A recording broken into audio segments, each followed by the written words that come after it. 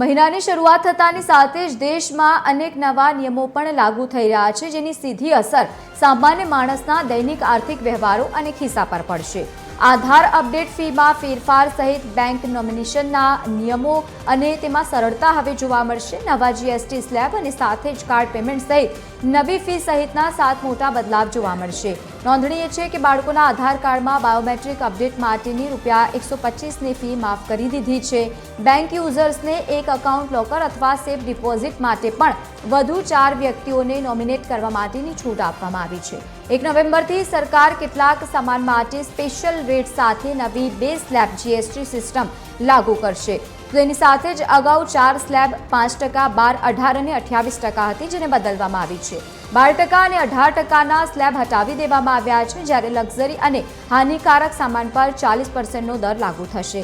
તો બીજી તરફ એનપીએસમાંથી યુપીએસમાં શિફ્ટ થઈ જતા ઈચ્છા કેન્દ્ર સરકારના કર્મચારીઓ પાસે હવે આ પ્રક્રિયા પૂરી કરવા માટે પણ 30 નવેમ્બર સુધીનો સમય છે। તમામ નિવૃત્ત કેન્દ્ર અને રાજ્ય સરકારના કર્મચારીઓએ નવેમ્બર મહિનાના અંત સુધીમાં પોતાનું વાર્ષિક લાઈફ સર્ટિફિકેટ જમા કરાવવું ફરજિયાત છે। ડેડલાઇન ચૂકવણી પેન્શન પેમેન્ટમાં પણ વિલંબ થવા અથવા તો અવરોધ તેમાં આવી શકે છે। પીએનબી ટૂંક સમયમાં સમગ્ર ભારતમાં તેના લોકર ભાડાની ફીમાં પણ ફેરફાર કરશે અને નવી કિંમતો લોકરના કદ અને કેટેગરી પર આધારિત રહેશે।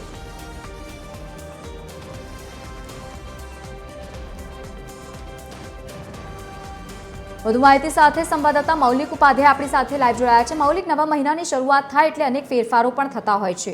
આધાર કાર્ડથી માંડીને બેંકમાં પણ અલગ અલગ ફેરફાર કરવામાં આવી રહ્યા છે। શું વધુ માહિતી? બિલકુલ લવલીન, નવા મહિને નવા નિયમો છે તે લાગુ થઈ રહ્યા છે, તેનું અમલીકરણ છે તે થઈ રહ્યું છે।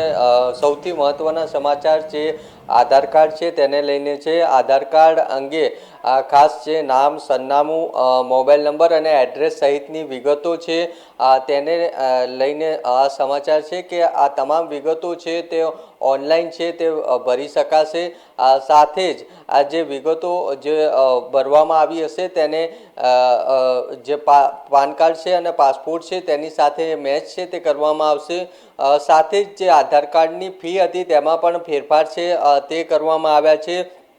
ખાસ નામ, સરનામું, એડ્રેસ અને મોબાઈલ નંબર ની જે વિગતો છે તેને બદલવા માટે હવે ₹75નો ચાર્જ છે તે ચૂકવવો પડશે। સાથે જ બાયોમેટ્રિક્સ માટે ₹125નો ચાર્જ છે તે ચૂકવવો પડશે।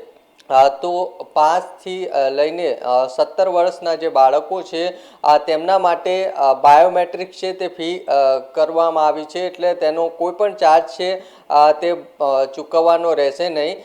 જો કે આ તમામની વચ્ચે જે 18 વર્ષથી ઉપરના લોકો છે જે બાયોમેટ્રિક્સ કરાવવા માંગે છે તેમને આધાર કેન્દ્ર છે તેની મુલાકાત લેવી પડશે। બાકીની તમામ જે પ્રોસેસ છે તે હવે ઓનલાઈન જ કરી શકશે।